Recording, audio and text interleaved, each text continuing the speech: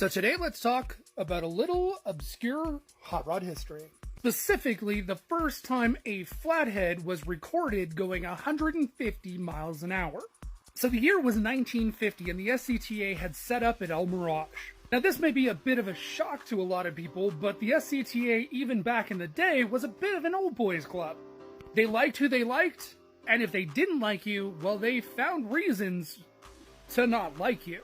So one of the main reasons why you may not have actually heard of the car that went 150 miles an hour for the first time out on the flats is because the SCTA didn't particularly like the company that was accessorizing that engine. But I'll get into that in a different video. Now, the golden boy that was out there on the flats was Vic Edelbrock. The seas parted for Vic, which meant that other competitors a lot of times took a back seat. So, when the new title came up for the first car to break 150, the SCTA was pretty sure that it was going to be Vic that was going to grab that title. Unfortunately, there was a guy by the name of Bob Morton that showed up with the Rubio Roadster. Now, the Rubio Roadster was a 1929 Ford Model A.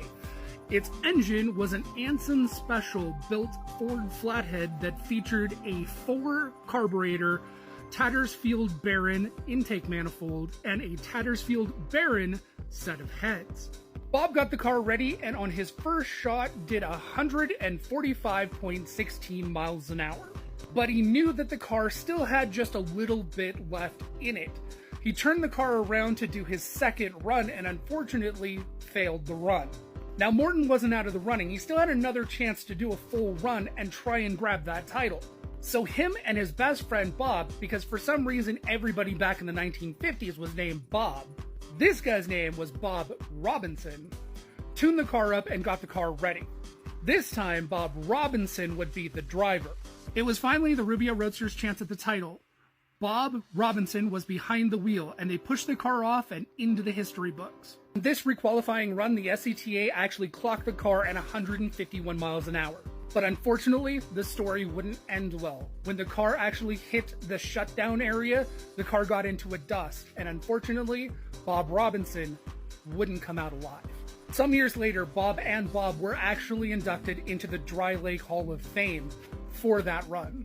Now, something funny, if you go to Edelbrock's website, they actually say that Edelbrock was the first to hit 160. In my opinion, that's Vic just moving the goalpost because he wasn't the first to hit 150 or 175.